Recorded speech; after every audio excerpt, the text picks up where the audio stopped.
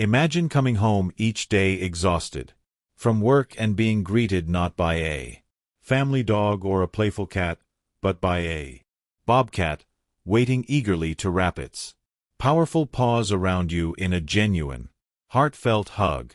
Meet Mark Henderson, whose life took an extraordinary turn when he rescued a tiny, helpless bobcat kitten named Orion from the unforgiving Montana wilderness.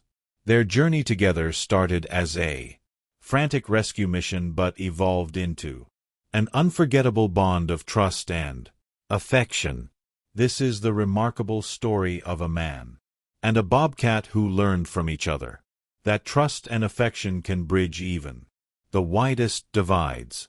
And you won't believe how this bobcat learned to ask for a hug. Before we start, hit the like button and make sure to subscribe if you haven't and hit that notification bell so that you won't miss any new stories. Mark Henderson never imagined his life would revolve around teaching a wild predator the art of the perfect hug.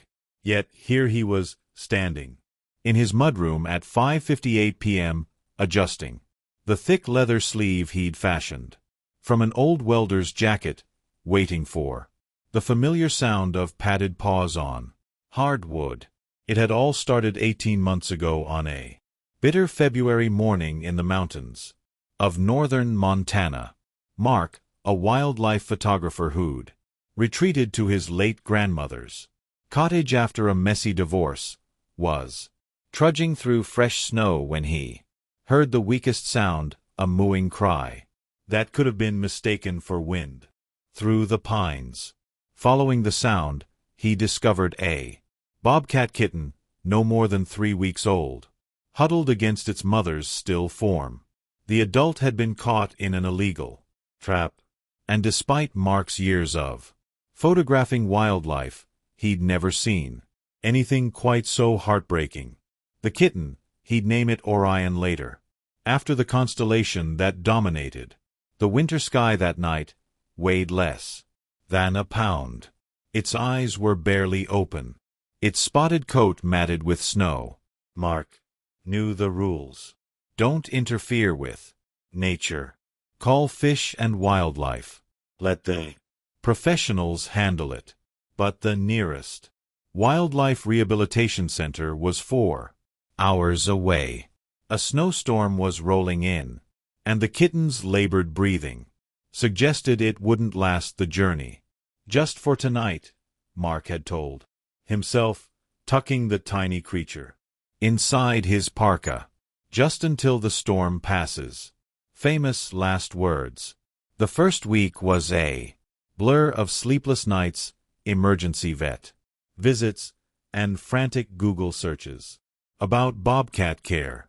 Dr. Patricia Lowry, the local veterinarian who'd been treating ranch animals for 30 years, had looked at Mark like he'd lost his mind when he walked in with a bobcat kitten wrapped in his grandmother's quilt. You realize this is a wild animal, not a house cat, she'd said even as she prepared a syringe of antibiotics. I know, Mark had replied, watching the kitten struggle to breathe. But what else was I supposed to do? Dr. Lowry had sighed, the deep sigh of someone who'd seen enough soft-hearted fools to know arguing was pointless. Well, if you're going to do this, you're going to do it right. Here's what you need to know. What followed was a crash course in bobcat nutrition, behavior, and the legal requirements for keeping a wild animal.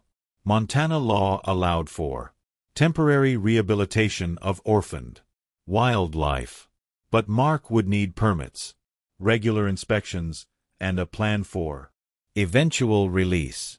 The kitten would need a specialized diet, a proper enclosure, and minimal human contact to preserve its wild instincts.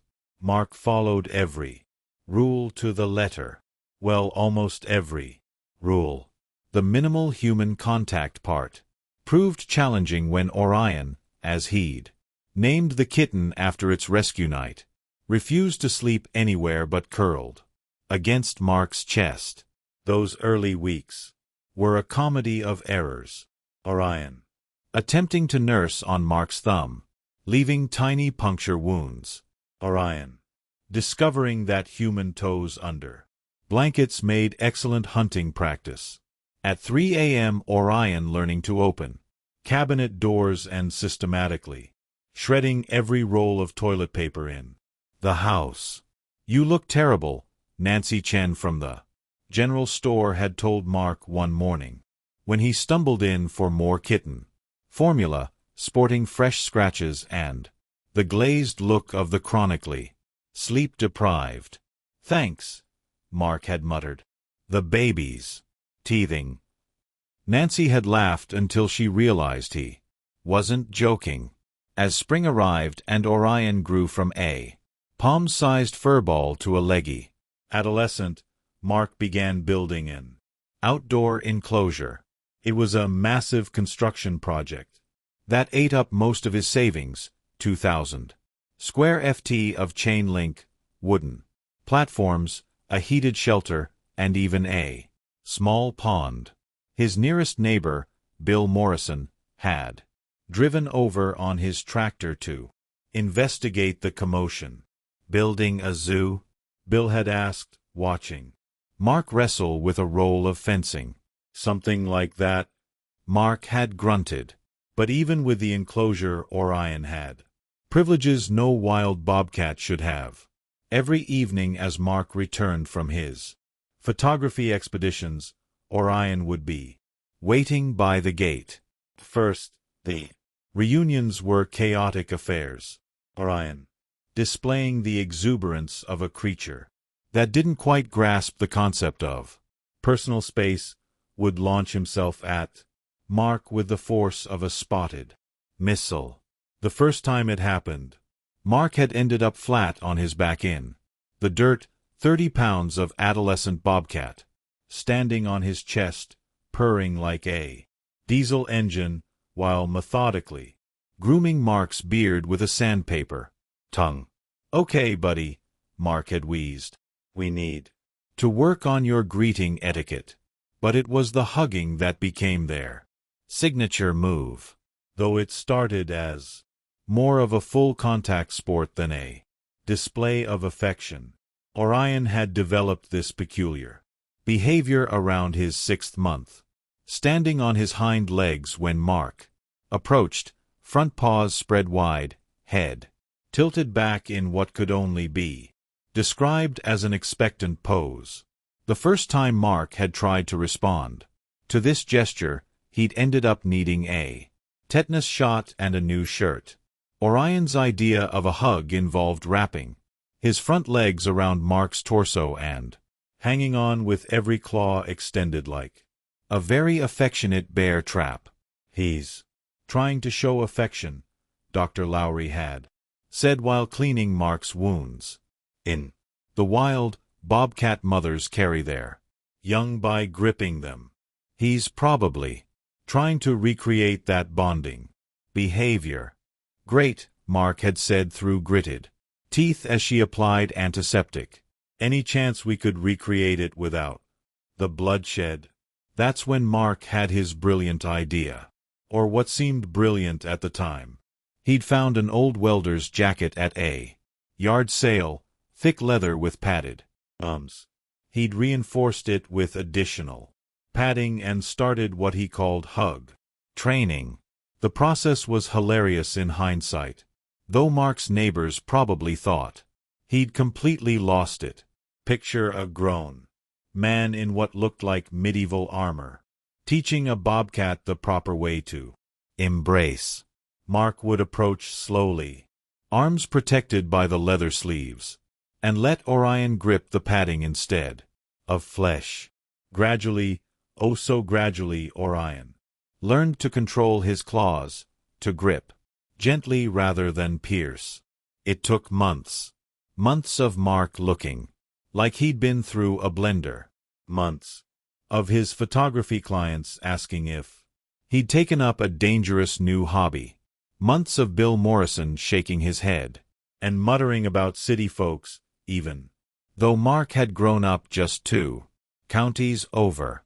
But then one evening in late autumn, it happened. Mark came home from a particularly long day photographing elk in Glacier National Park. He was tired, cold, and had missed the shot he'd been planning for weeks.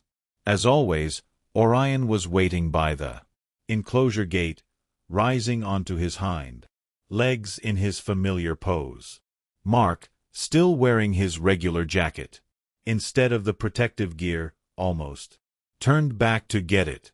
But something in Orion's eyes, a soft amber glow in the fading light, made him pause.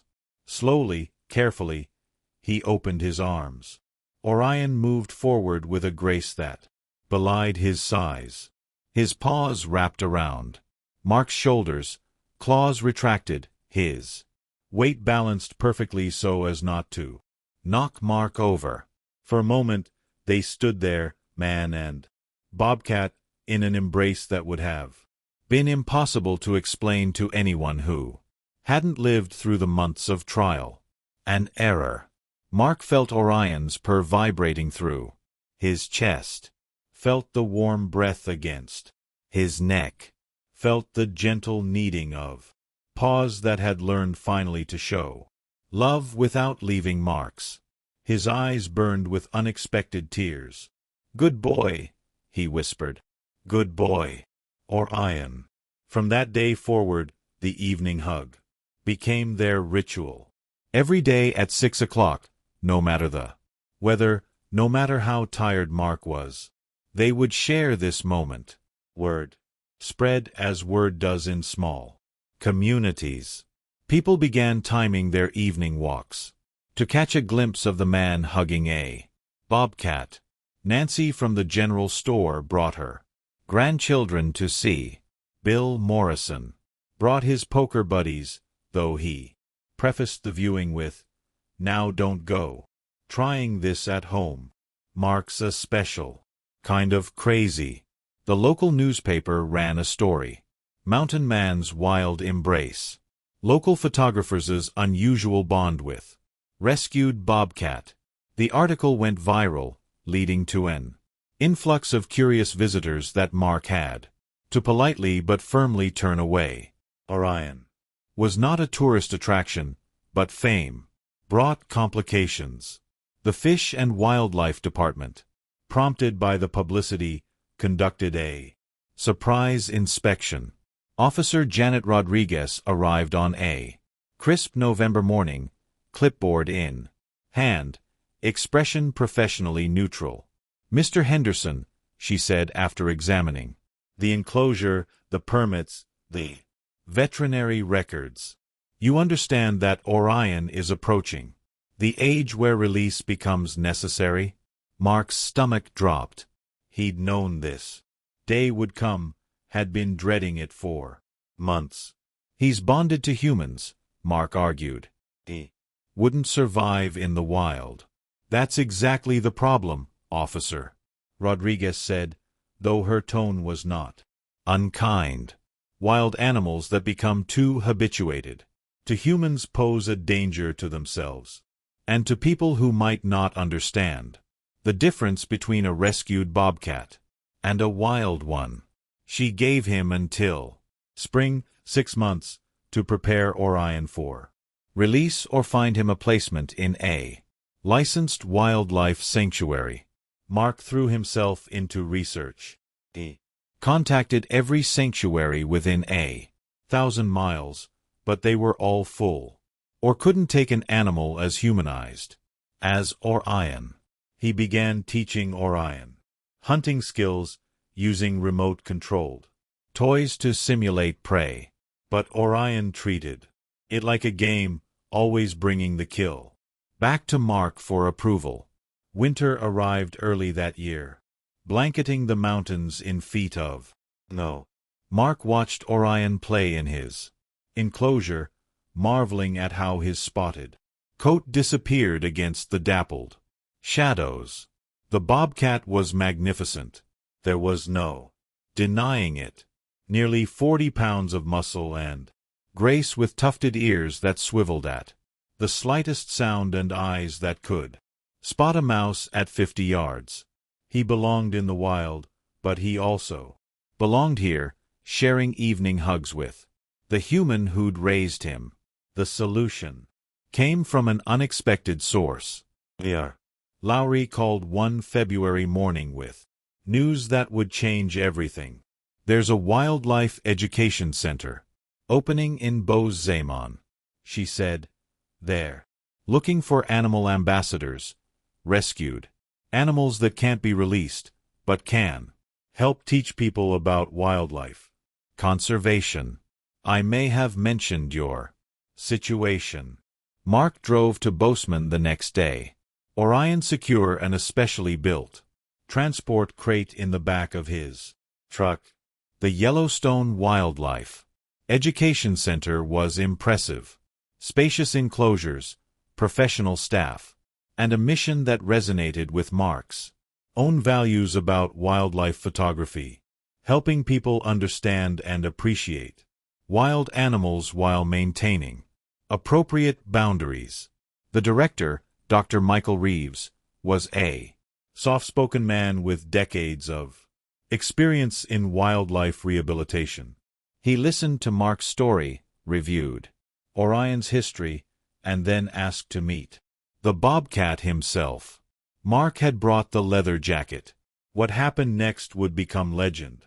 At the center, Mark opened the crate and Orion emerged cautiously, ears flat, eyes scanning the unfamiliar environment. Then he spotted Mark and, despite the strange surroundings, rose onto his hind legs in his familiar pose. Mark looked at Dr. Reeves, who nodded. Stepping forward, Mark opened his arms, and Orion flowed into them with the practiced ease of hundreds of evening hugs. Dr. Reeves's professional composure cracked, and he actually laughed out loud. In 30 years, he said, I've never seen anything quite like that. They worked out an arrangement that was unusual, but perfect. Orion would live at the center, serving as an ambassador for his species, teaching thousands of visitors about bobcats and the importance of wildlife conservation. But Mark would be his primary handler, driving down 3 times a week to maintain their bond and assist with educational programs. We'll build the evening hug into his routine, Dr. Reeves said with a smile. It'll be the highlight of our evening tours. The transition wasn't easy. The first night at the center, Orion paced his new enclosure, calling with the peculiar yowl that bobcats make when distressed. Mark, sleeping in his truck in the parking lot. He'd told the staff he was heading home, but couldn't bring himself to leave. Heard every cry. But Orion was adaptable, as wild animals must be. Within a week, he'd claimed his new territory, marking favorite perches and establishing routines. He charmed the staff with his quirky personality. He had a particular fondness for cardboard boxes like a giant house cat, and would spend hours stalking and pouncing on enrichment toys. And 3 evenings a week, as the sun set behind the Bridger Mountains, Mark would arrive for what became the scent's most popular demonstration. Visitors would gather, cameras ready. Mark entered the enclosure. Orion, who might have been lounging on his platform or playing in his pool, would immediately abandon whatever he was doing and approach with that distinctive rolling gait of a bobcat on a mission. The ritual never changed. Orion would rise onto his hind legs, paws spread wide, head tilted back. Mark would open his arms and they would embrace. A perfect meeting of wild and tame, of instinct and learned behavior, of 2 souls who'd found each other in the most unlikely circumstances. What you're seeing, Mark would tell the assembled visitors, his arms full of purring bobcat, is not typical bobcat behavior. This is the result of a unique situation and months of careful training. Wild bobcats are solitary, elusive creatures that want nothing to do with humans, and that's how it should be. He'd go on to talk about habitat preservation, about the challenges facing wild predators, about the importance of keeping wild animals wild. But even as he delivered his practice speech, Orion would be kneading his shoulders gently, purring, with the contentment of an animal that knew exactly where it belonged. One evening, a little girl in the audience raised her hand. "Mr. Mark," she asked, "does Orion love you?" Mark paused, feeling Orion's warm weight against his chest. It was a question he'd grappled with himself. Could a wild animal truly love a human? Or was it all just conditioning instinct, a result of neural pathways formed in kittenhood? "I think," he said slowly, "that love comes in many forms. Orion shows me trust, which for a wild animal is perhaps the deepest form of love there is. He trusts me enough to be vulnerable, to show affection in his own way, and I love him enough to make sure he has the best life possible, even when that means sharing him with all of you." The little girl nodded solemnly, satisfied with this answer. As the months passed, Orion became a celebrity of sorts. The Sense social media posts featuring the hugging bobcat drew millions of views.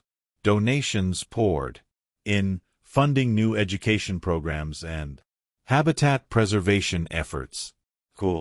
Groups traveled from across the state to meet Orion and learn about Montana's wild predators.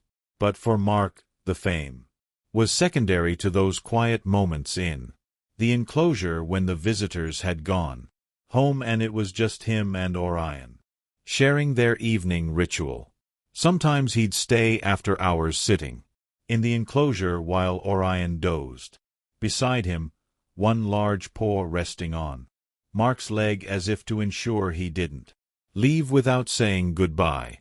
Dr. Lowry visited one evening, watching from outside the enclosure as Mark and Orion performed their embrace. "You know," she said, "I thought you were crazy when you first brought him in." "And now?" Mark asked gently, extricating himself from Orion's grip. "Now I think you're crazy in the best possible way," she said. "You've given that animal something most rescued wildlife never get, a second chance at life without losing his essential wildness. He's still a bobcat, just one that happens to have figured out hugging as their second winter together." At the center approached, Mark reflected on the journey that had brought them here. What had started as a desperate rescue on a snowy morning had evolved into something neither fully wild nor fully tame, but perfect in its own unique way. The evening hugs continued, a daily reminder that connections between species, while rare and requiring careful navigation, could enrich both lives immeasurably. Orion had taught Mark about trust, patience, and the importance of meeting others, whether human or animal, where they were, not where you expected them to be. And Mark had given Orion safety, purpose, and a bridge between the wild world he'd been born to and the human world that had saved him.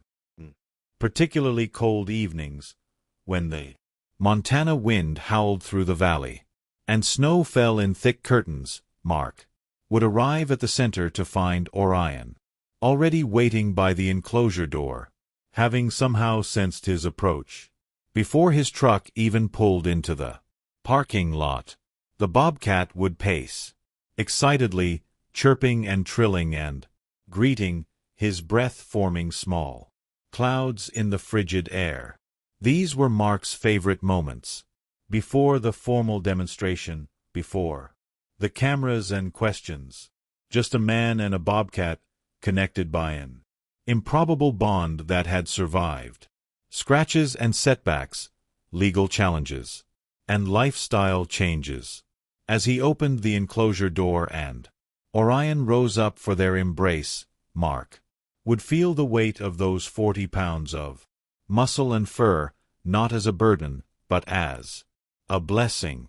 "Hey, buddy," he'd whisper into the tufted ears. "Miss me?" Orion's rumbling purr was answer enough. Their story continued to inspire. A documentary filmmaker spent 6 months chronicling their relationship, resulting in a film that premiered at the Sundance Film Festival. Wildlife biologists studied their interaction, publishing papers on human-animal bonding and its implications for conservation education. But perhaps most importantly, thousands of children met Orion and left with a new appreciation for the wild predators that shared their state. One autumn evening, as Mark prepared for the daily hug, he noticed Orion moving a bit slower than usual. The bobcat was approaching middle age, 7 years old now, still healthy but beginning to show the dignity of maturity. His coat had thickened, his muscles grown even more powerful, but there was a wisdom in those amber eyes that hadn't been there in youth. The hug that evening lasted longer than usual. Orion seemed content to simply lean into Mark, purring steadily, his eyes half closed in contentment. The assembled visitors were unusually quiet, sensing perhaps that they were witnessing something profound.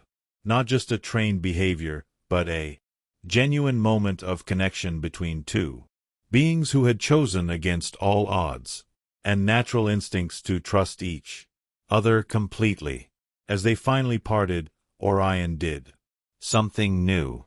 He reached up with one large paw and gently patted Mark's cheek, claws fully retracted, the gesture unmistakably tender.